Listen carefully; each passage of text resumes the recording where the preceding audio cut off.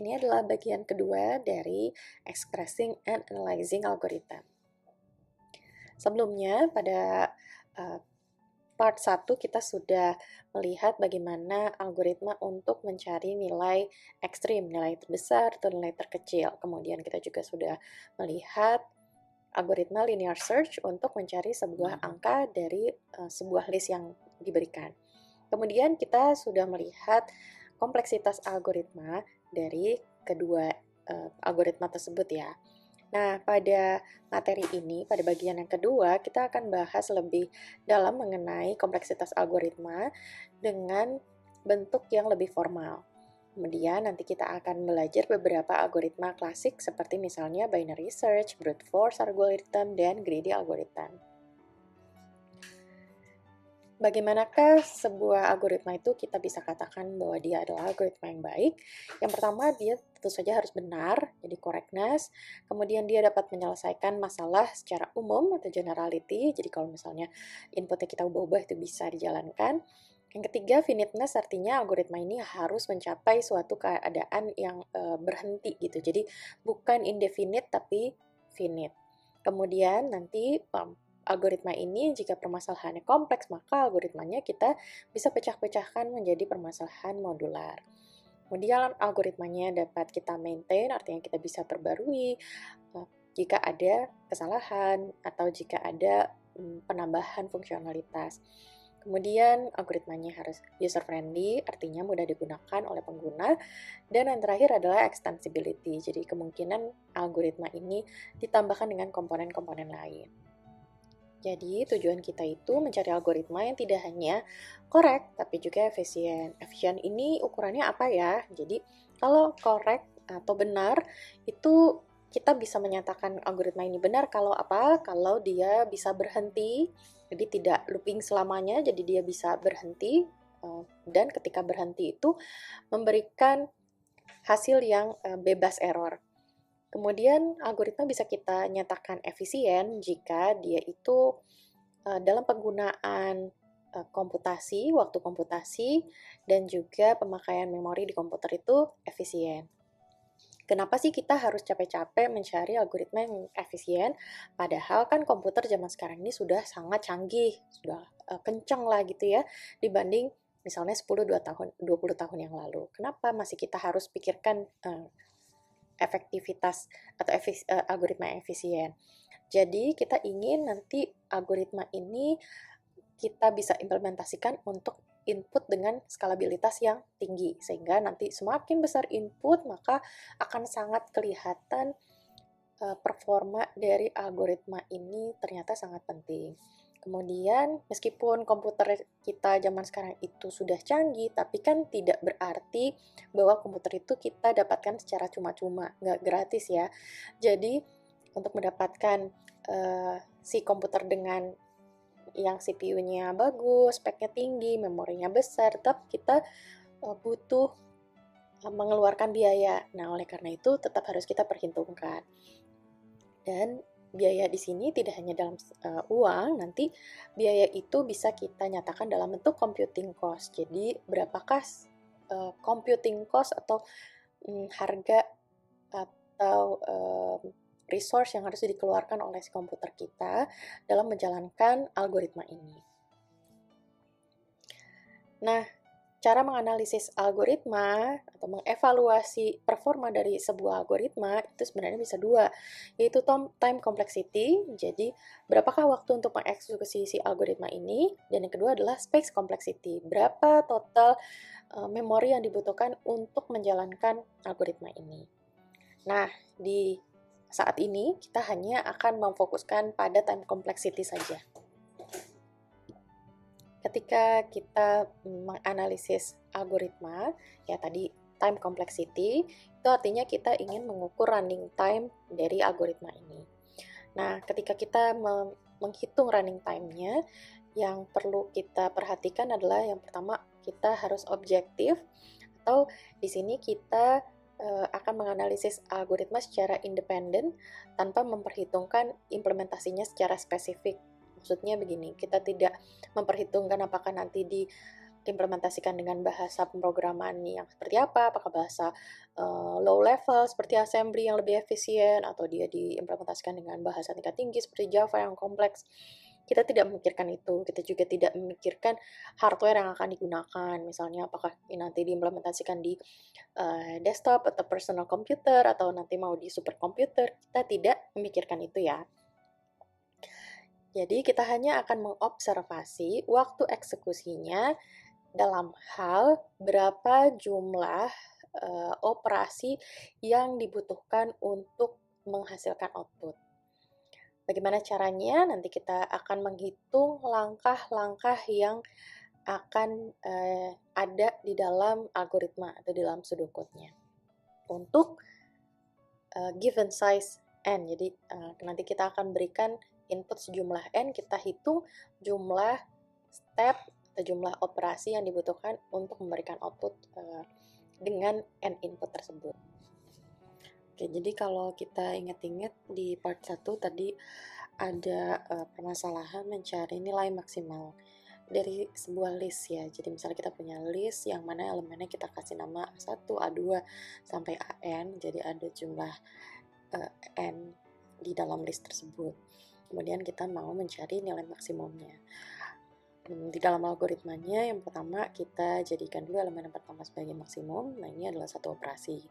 Kemudian ada statement untuk looping, yaitu for mulai dari i sama dengan 2 sampai ke n. For ini sendiri, di baris ini saja, ini akan dijalankan satu kali ya. Ini kenapa mulai dari 2? Karena kan mulainya dari elemen yang kedua. Kalau elemen ke-1 tadi udah kita langsung anggap dia maksimum. Jadi mulainya dari elemen kedua sampai ke elemen yang terakhir. Nah, ini dijalankan satu operasi saja.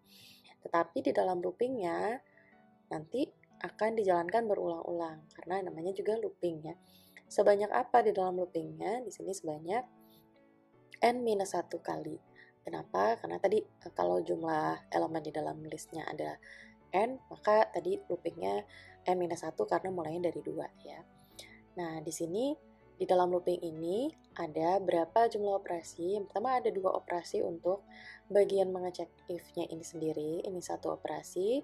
Kemudian dan max sama dengan elemen ke i, jadi ada 2 operasi. Kemudian nanti ditambah satu operasi lagi untuk mengecek apakah i-nya ini sudah lewat dari batasan loop-nya atau enggak. Jadi nanti nambah satu operasi. Ditambah lagi menambahkan satu emang increment si nomor elemennya. Tadi kan mulai dari 2, nanti ditambah jadi 3 sampai ke n. Jadi kalau kita total di sini ada 4 operasi ya di dalam loop. Nah, kalau kita tuliskan time complexity atau running time-nya jadinya adalah 4 dikali n min 1 yang di bagian ini, 4 dikali n min 1 ditambah 2 operasi yang di atasnya, atau kita bisa simplifikasi jadi tulisannya jadi 4n minus 2. Jadi ini adalah kalau running time. Jadi cukup rumit ya kalau menghitung running time karena kita harus benar-benar hitung satu persatu per barisnya. Tapi jangan khawatir, di kuliah ini tujuan kita bukan menghitung running time sebenarnya, karena kita nanti tujuannya adalah mensimplifikasi dia. Kita lihat dulu ada 2 buah algoritma nih sebagai contoh ya. Dia sudah dikasih tahu berapa time complexity-nya. Jadi udah ada orang yang ngitungin time complexity algoritma A ternyata adalah n kuadrat per 2. Sementara untuk algoritma B ada 5n plus 10. Nah, kalau misalnya kita ditanya mana yang lebih efisien di antara kedua algoritma ini, bagaimana ya cara menentukannya? Jadi kita kenalan dulu dengan istilah growth rates atau kelajuan pertumbuhan dari sebuah fungsi. Jadi maksudnya begini, ketika kita meningkatkan input n-nya, jadi n-nya misalnya tadi 1, kita tingkatkan jadi 2, ditingkatkan terus gitu ya, sampai 1 juta misalnya, bagaimana pertumbuhan waktu untuk menjalankan algoritma ini.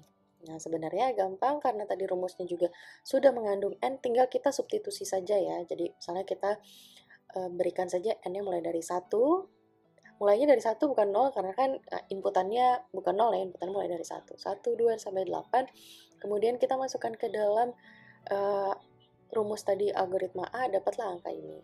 Di rumus running time algoritma B dapatlah ini. Tapi jangan lupa bahwa ketika kita substitusi, itu angkanya tidak boleh yang kecil-kecil begini aja. Tapi kita variasikan sampai ke yang angkanya sangat besar. Jadi ordernya biasanya 10 pangkat N gitu. Di sini 50 kita coba. Nah, ini di 50 kita sudah bisa lihat nih ya, untuk angka yang agak besar, A-nya sudah lebih besar dibanding algoritma B. Yang di atas ini kalau kita cobain yang angka kecil, si B lebih besar dibanding yang A ya. Tapi begitu N-nya kita ganti dengan lebih besar, semakin besar sampai misalnya 100.000, di sini A-nya kelihatan jauh sekali perbedaannya ya. Yang algoritma A akan membutuhkan waktu yang sangat lama dibanding algoritma B. Nah, kita juga bisa selain mensubstitusi seperti itu, kita juga bisa pakai grafik kalkulator kayak begini. Di sini saya buat ada persamaan untuk A adalah n kuadrat per 2, kemudian yang B adalah 5n plus 10. Kita jalanin aja nih simulasinya, akan keluar garis yang warna hijau ini punyanya B, sama kurva yang warna biru punyanya A ya. Di sini kita lihat yang B, di sini kita bisa bilang algoritma B itu lebih efisien. Karena apa? Karena nanti seiring dengan pertambahan N yang di sumbu X-nya ini, ternyata pertumbuhan waktunya itu tidak sebesar pertumbuhan waktunya si A. Kalau kita lihat lagi si kurvanya dengan rumusan running time seperti ini, ternyata algoritma A itu membutuhkan waktu yang mirip dengan kurva N kuadrat. Masih ingat ya, N kuadrat itu bentuknya kayak gini, kayak huruf U. Sementara kalau algoritma B itu lebih mirip ke persamaan garis biasa, jadi proporsional ke N. Nah, jadi tadi balik lagi nih, yang mana nih ke pertanyaan yang sebelumnya ya, mana yang lebih bagus, mana yang lebih efisien? Jawabannya yang lebih efisien adalah algoritma B, karena dia tadi persamaannya proporsional ke N, sementara yang A proporsional ke N kuadrat. Nah, apa yang disebut asymptotic notation? Hubungannya apa nih ya? Jadi asymptotic notation adalah mathematical notation yang kita gunakan untuk mendeskripsikan running time dari sebuah algoritma ketika inputnya itu cenderung untuk ke arah suatu angka ya. Atau kita kalau mengarah ke suatu angka biasanya sebenarnya bisa dinyatakan juga dengan limit. Atau kita simplifikasi lagi, jadi adalah running time dari sebuah algoritma yang merupakan fungsi dari input dengan N-nya sangat besar. Sebenarnya ada 5 buah asymptotic notation. Theta, O, big omega, little o, dan little omega. Theta atau big theta ini untuk menyimbolkan kejadian untuk average case, ya, kejadian rata-rata. Big O itu adalah untuk menyimbolkan kejadian terburuk atau worst case. Big Omega adalah kejadian terbaik, best case. Sementara little O dan little omega ini adalah loose upper bound dan loose lower bound. Apa sih yang disebut worst case? Jadi misalnya kita ingat kembali ya, waktu kita linear search, kita mencari suatu angka. Worst case-nya adalah kalau kita udah nyari dari depan sampai belakang, ternyata nggak ketemu. Itu worst case. Best case-nya adalah ketika angka yang kita cari ternyata ada di elemen nomor 1 dari list. Itu best case. Nah, jadi kita kan selalu dipesanin ya sama orang tua, always prepare for the worst gitu. Karena memang di dunia ini yang worst case itu sangat sering terjadi. Oleh karena itu, di analisis algoritma ini juga kita akan prepare for the worst ya. Jadi kita akan hitung big O-nya saja. Untuk yang lain saat ini kita tidak perlu hiraukan. Jadi kita anggap yang worst case-nya saja. Kita akan fokus di big O ya. Secara formal, mathematical notation dari big O adalah seperti ini. Ini rumusan matematikanya kalau ditulis seperti ini ya. Cara bacanya begini. Ini simbol ini dibaca there exists sebuah konstanta C dan N0 yang lebih besar dari 0 such that, ini titik 2 dibaca such that A kebaliknya, ini dibaca for all n yang lebih besar dari n0, maka statement Fn lebih kecil dari atau sama dengan Cgn ini benar. Oke, Fn itu adalah fungsi running time-nya, sementara Gn adalah fungsi peak O-nya. Dimana C itu apa? C itu konstanta yang tadi ini. Suatu konstanta tertentu lah ya. Jadi kalau kita gambarkan, ada grafik itu seperti ini. Kita punya sebuah fungsi, ini ceritanya di fungsi sembarang ya, bentuknya kayak begini, anggaplah bentuknya kayak begini. Ini fungsi running time kita si Fn. Kita ingin mencari si big O yang pernyataan ini nanti benar. Jadi fungsi big O kalau kita kalikan dengan suatu konstanta C, maka pada suatu titik mulai dari N0 ke belakang, jadi mulai dari N inputnya sama dengan N0 dan seterusnya, itu maka statement Fn lebih kecil dari Cgn itu benar. Kalau kita lihat si kurvanya Gn ini mulai dari titik N0 ke belakang, dia selalu di atasnya si Fn ya. Makanya Gn ini kita sebut sebagai batas atas. Oke, jadi ini adalah formal notation big O. Tapi Anda nggak perlu khawatir, aduh ini bingung ya. Nggak perlu khawatir, nanti kita lihat intinya adalah kita ingin mencari term terbesar dari sebuah fungsi running time. Karena si term terbesar itu nanti kalau dikalikan dengan suatu konstanta, pasti dia akan, kalau kita gambarkan grafiknya jadi seperti ini. Oke, jadi asymptotic notation-nya kita tinggal melakukan yang namanya simplify the time complexity. Cara mengekspresikannya yaitu dengan mencari highest order term dari sebuah ekspresi running time. Contohnya kayak gini, misalnya kita punya fungsi yang rada ribet ya, running time-nya 100 log n ditambah 5n kuadrat tambah 30n tambah 100.000, banyak sekali. Tentu saja ini penulisan secara matematika ini tidak benar ya, karena harusnya kalau secara matematika di kalkulus nanti Anda belajar bahwa penulisan persamaan matematika harusnya diurutkan mulai dari highest order term sampai yang paling rendah. Nah, di antara ini kita lihat dulu yang disebut term itu ada mana saja sih? Term itu adalah ini 1, 2, 3, 4. Jadi ada 4 buah term. Highest termnya yang mana? Highest termnya adalah 5n kuadrat. Bagaimana saya tahu highest term? Nanti ada di slide selanjutnya ya. Nanti Anda tinggal hafalin aja.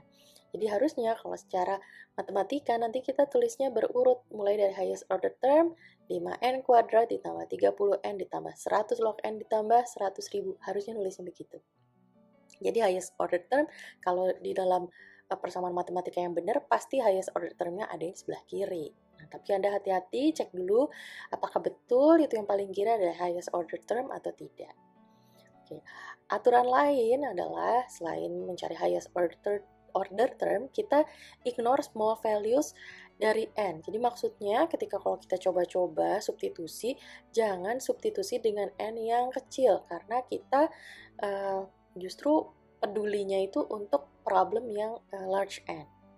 Kemudian aturan yang ketiga adalah kita ignore multiplier dari si highest order term. Jadi di sini misalnya di sini pengalinya 5K, mau 100K, itu kita ignore saja pengalinya. Angka 5 ini nanti kita ignore. Kemudian, nah jadi dari aturan-aturan ini bisa kita lihat contohnya seperti ini. Jadi, instead of exact running time Tn sama dengan 5n kuadrat tambah 2n tambah 4, kita cukup bilang pertama-tama pilih highest order term-nya adalah 5n kuadrat. Kemudian kita hilangkan multiplier-nya, 5-nya, jadi tinggal sisa n kuadrat saja. Nah, itulah dia si big O, jadi tinggal on kuadrat. Instead of the exact running time Tn 5n tambah 10.000, kita cukup bilang dia on. Karena ini highest order term-nya adalah 5n dan kita buang multiplicative constantnya. Oke, nanti kalau misalnya Anda belum tahu ya belum hafal gitu highest order term-nya itu yang mana, ingat-ingat aja bahwa kita ignore small values of n. Jadi Anda tinggal substitusi aja dengan angka yang sangat besar, misalnya 10 pangkat 10 gitu ya. N-nya masukin aja 10 pangkat 10, ini N-nya 10 pangkat 10 semua. Mana di antara suku-suku ini yang akhirnya mendapatkan hasil paling besar? Pasti nanti didapatkan, kalau Anda coba nanti yang 5n kuadrat. Selain dengan cara mensubstitusi dengan n yang sangat besar, kita juga bisa sebenarnya menghafalkan saja nih mana urutan term dari yang terendah sampai yang tertinggi ya. Di sini ada grafik hubungan antara size dengan time, tapi time-nya bukan time biasa, di sini pakai log plot ya, supaya mensimplifikasi gambarnya. Misalnya kalau eksponensial kan harusnya gambarnya nggak lurus gini ya, harusnya melengkung, sangat melengkung. Nah ini disimplifikasi pakai log plot biar semuanya garisnya kelihatan lurus-lurus aja, biar lebih mudah membandingkannya. Nah di sini cara membacanya, yang paling curam itu artinya dia punya higher growth rates. Jadi dia punya growth rates yang lebih tinggi, yang mana itu lebih tidak kita inginkan. Jadi, quadratic has higher growth rates than linear. Quadratic ini punya growth rates yang lebih gede dibanding yang linear, karena posisinya lebih curam.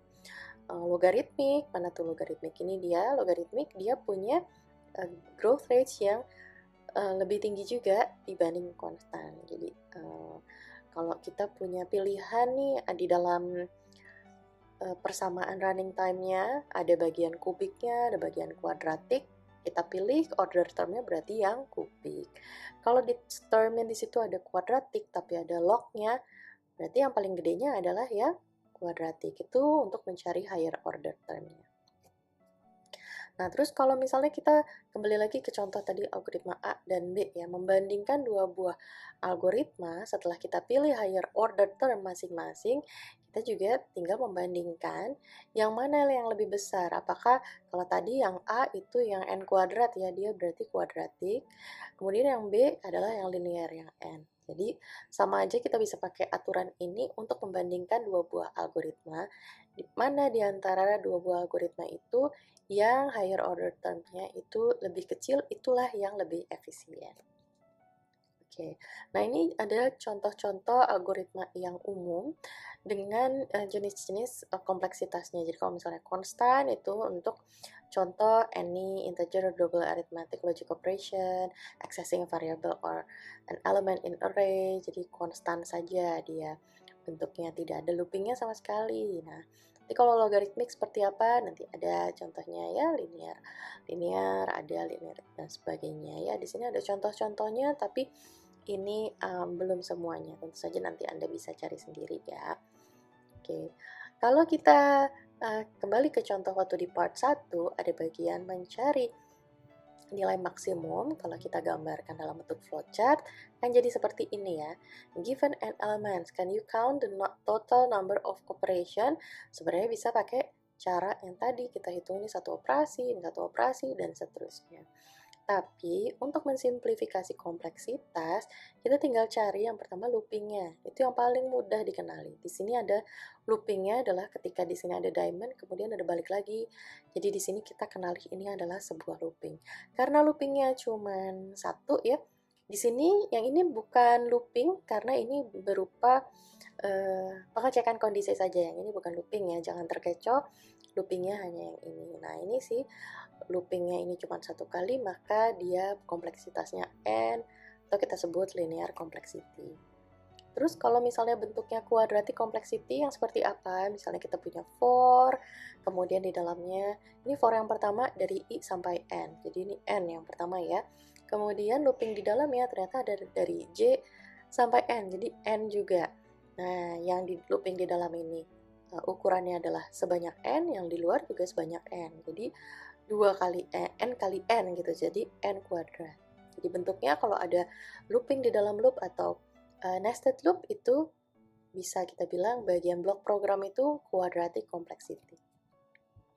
Kalau kubik complexity pasti Anda sudah menerka ya, berarti looping di dalam loopingnya 3 gitu, nestednya nested 3. Ini ada for di luarnya, di dalamnya ada for lagi, di dalamnya ada for lagi. Tiga-tiganya yang perlu Anda perhatikan ya, ini n, yang ini n juga, ini n juga, berarti n kali n kali n, berarti n pangkat 3. Nah, gampang kan? Oke, kita lihat yang lebih sulit lagi, ini contoh lain, bentuk algoritma rekursif. Jadi recursive Fibonacci algorithm atau ada juga yang bilang stupid Fibonacci algorithm, karena sebenarnya untuk membuat algoritma Fibonacci nggak harus pakai rekursif ya, ada cara-cara yang pakai iteratif, ada nanti misal pakai dynamic programming gitu ya. Jadi ini kalau Fibonacci yang pakai rekursif. Rekursif itu apa? Rekursif adalah fungsi yang akan memanggil dirinya sendiri sampai ketemu base-nya, ketemu dasarnya. Kalau ada yang belum tahu Fibonacci itu apa, jadi Fibonacci series itu seperti ini ya. Ini pertamanya 0, 1, kemudian angka ketiga ini adalah penjumlahan dari dua angka sebelumnya. Jadi 0 tambah 1 kan 1. Nah, jadi angka ketiganya 1. Kemudian di angka berikutnya ini angka 2. 2 ini adalah penjumlahan dari 1 tambah 1. 3 ini adalah penjumlahan dari 2 dan 1. Dan seterusnya. Jadi kalau kita bikin algoritma, itu bisa dengan model rekursif, kita bisa bikinnya seperti ini. Jika n-nya kurang dari atau sama dengan 1, maka kita akan kembalikan nilai n. Ini adalah base-nya ya. Else, kalau belum ketemu base-nya ini, maka yang akan dikembalikan adalah penjumlahan dari dua angka sebelumnya. Jadi kalau sekarang lagi mau mendapatkan angka ke 4 dari deret Fibonacci, berarti n-nya 4, dia akan kita return dengan cara memanggil fungsi Fibonacci ini, 4 dikurang 1 jadi Fibonacci 3 ditambah Fibonacci 2. Atau kalau kita ilustrasikan seperti ini ilustrasi sampai berarti sampai angka ke-8 ya. Ini angka ke-8 yaitu akan memanggil Fibonacci 7 dan Fibonacci 8. Padahal kalau kita panggil Fibonacci 7, dia akan balik lagi memanggil Fibonacci 6 dan Fibonacci 5 dan seterusnya sampai ketemu base-nya, yaitu ketika n-nya kurang dari sama dengan 1, yaitu ketika ketemu 1 dan 0. Oke, kalau bentuknya seperti ini, rekursif kayak gini, bagaimana cara mengenali si big O-nya. Nah, cara yang paling gampang untuk rekursif adalah dengan kita menggambarkan pohon kayak gini, tree gitu ya. Jadi ini adalah n yang kita cari, kita bagi, berarti ini akan terbagi dengan memanggil n-1 sama n-2 ya, memanggil n-1 dan n-2. Sementara di n-1 ini dia akan memanggil lagi n-2 sama n-3. n-2 yang ini akan memanggil n-3 dan n-4. Dan seterusnya ya, ini bercabang terus sampai ketemu base. Jadi kalau kita lihat pada level yang ini, dia akan punya maksimum 2 pangkat 1 addition. Jadi kan 2 pangkat 1-nya tuh maksudnya begini, ini ada 2 pangkat 1 ya. Kalau di sini ada 1, 2, 3, 4, jadi ada 2 pangkat 2. Di level yang ini nanti akan dapat 2 pangkat 3 dan seterusnya. Jadi sampai ketemu base pada maksimumnya itu nanti kita akan menemukan 2 pangkat n-1. Ya, 2 pangkat n-1 atau kalau kita simplifikasi adalah 2 pangkat n. Jadi ini bentuknya eksponensial. Jadi untuk big O-nya si recursive Fibonacci algorithm dia adalah 2 pangkat n. Itu contoh ya. Nah, pada part 2 ini kita akan kenalan dengan beberapa desain algoritma yang umum dipakai. Ada brute force algorithm, recursive algorithm, greedy algorithm, divide and conquer, dynamic programming, dan sebagainya. Oke, kita kenalan satu persatu. Yang pertama, brute force algorithm. Ini cukup terkenal ya. Yang disebut brute force itu sebenarnya apa sih? Intinya, brute force itu adalah kita mencoba berbagai possible solution yang mungkin ada.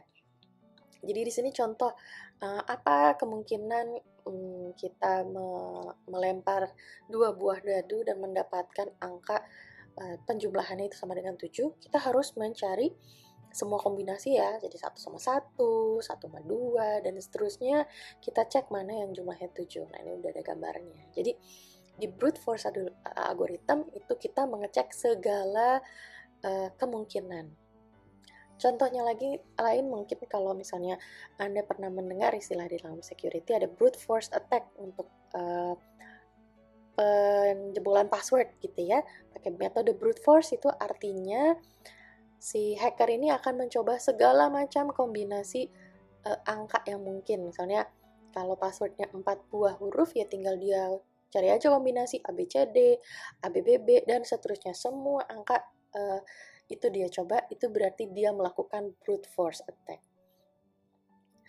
Kapan kita pakai brute force algorithm? Ketika masalahnya itu masih kecil. Kalau masalahnya besar, tentu saja komputasinya akan jadi sangat besar ya, waktunya lama gitu. Contoh yang bisa dipakai untuk brute force algorithm, misalnya exploring all the paths to nearby market, kita cek semua jalan yang mana nih yang paling dekat gitu ya. Ranging the books in a rack using all possibilities, kita cobain semuanya bagaimana cara menyusun buku yang paling rapih misalnya gitu ya. Kalau kita coba segala macam kemungkinan, berarti kita namanya sedang mengimplementasikan brute force algorithm. Yang kedua ada recursive algorithm. Nah, sebelumnya tadi saya sudah memberikan contoh ya dengan Fibonacci, yaitu ketika ada sebuah fungsi memanggil dirinya sendiri. Jadi calling a copy of itself and solving smaller sub-problems of the original problems. Yang sering dipakai untuk recursive algorithm ini contohnya adalah faktorial, ini paling terkenal ya. Selain juga Fibonacci number. Kalau faktorial kan kita tahu bahwa faktorial dari 5 faktorial itu adalah 5 dikali 4 faktorial. Sedangkan 4 faktorial sendiri adalah 4 dikali 3 faktorial. Dan seterusnya sampai kita ketemu base-nya, yaitu 1 faktorial.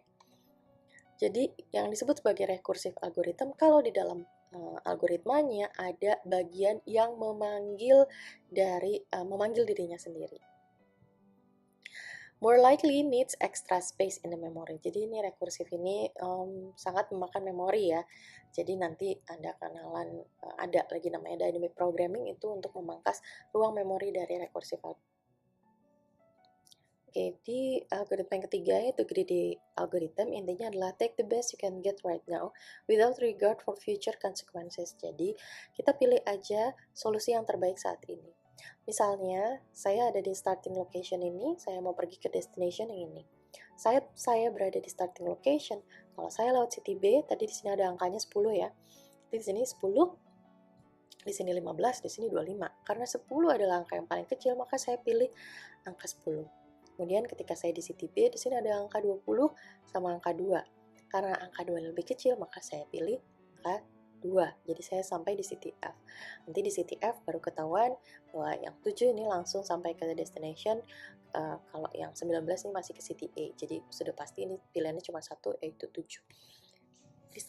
Greedy algorithm ini dia tidak memikirkan future consequences. Jadi ketika saya pilih 10, saya sebenarnya nggak mempedulikan bahwa kalau misalnya 15 ini ternyata di sini mungkin satu, di sini satu lagi. Saya nggak pedulin itu.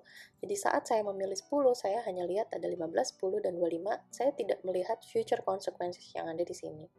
Jadi kita berharap dengan cara memilih lokal optimum atau best, lokal best atau lokal optimum saat ini, itu kita harapannya nanti di ujungnya juga akan memperoleh global optimum. Bisa jadi kita akan mendapatkan bukan best solution ya.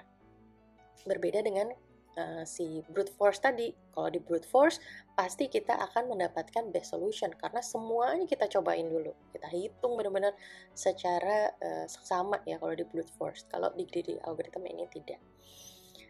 Nah, ini ada example-nya, tapi nanti Anda bisa cari yang lain ketika ngerjain tugas ya. Yang keempat ada divide and conquer. Di sini sama, dia pakai metode rekursif, jadi tulisannya recursively breaking down a complex problem into smaller, more manageable parts, solving each part individually, and then combining the solution to solve original problem. Jadi, kalau di rekursif tadi kan dari sebuah fungsi, dia akan memanggil fungsinya sendiri ya. Di dalam divide and conquer ini ada sebuah masalah, dia bagi dulu masalahnya, kemudian setiap masalah itu nanti kita pecahkan satu-satu. Nah, pada saat membagi-bagi masalah ini, dia akan memanggil dirinya sendiri juga, karena dia membagi. Jadi, tapi di sini ada proses pembagian. Beda dengan tadi yang ketika Fibonacci maupun di faktorial, dia tidak ada proses pembagian seperti ini ya. Jadi tidak ada bagian divide and conquer-nya. Jadi ini adalah spesifik disebut divide and conquer karena ada proses pembagian dan pemecahan masalahnya. Ada bagian divide-nya, ada bagian conquer-nya. Kemudian ada yang kelima, dynamic programming. Di sini kita membagi main problem into smaller independent sub problems. Jadi mirip juga ya dengan divide and conquer yang membagi masalah. Tetapi nanti setiap kali kita memecahkan solve each problem, kita simpan solusinya dalam bentuk tabel atau array. Sehingga nanti kalau misalnya kita sudah simpan sort problemnya, kalau dia ada masalah yang sama, kita tidak perlu menghitung ulang gitu, tinggal melihat tabelnya. Seperti kalau misalnya di Fibonacci, kita kalau misalnya udah simpan bahwa Fibonacci 3 itu adalah 2, nanti ketika kita mencari Fibonacci 5, kita nggak perlu cari lagi Fibonacci di breakdown dari 4, 3, nggak perlu karena kita udah store bahwa Fibonacci 3 itu adalah angka 2, misalnya seperti itu. Di sini dengan dynamic programming ini adalah untuk menghindari redundancy dari pekerjaan yang kita lakukan. Oke, itu saja penjelasan dari saya. Selanjutnya, silahkan mempelajari ada 3 buah algoritma yang diminta untuk dipelajari, yaitu ada binary search. Tadi belum ada ya binary search, karena di sini binary search ini mau kita bandingkan dengan linear search yang sudah Anda pelajari di part 1. Anda pelajari binary search. Yang kedua ada brute force algorithm. Nah, ini contoh brute force algorithm ini untuk mengecek number is prime or not. Ini contohnya ada brute force yang umum, tapi nanti di assignment 4 nanti Anda baca bahwa Anda diminta untuk mencari brute force algorithm yang disesuaikan dengan studi program Anda. Kemudian ada greedy algorithm, ini salah satu yang terkenal adalah untuk knapsack problem, tapi silakan Anda mencari greedy algorithm yang relate ke studi program Anda. Oke, demikian dari saya. Selamat belajar dan berdiskusi bersama teman-temannya. Sampai berjumpa di materi-materi yang lain.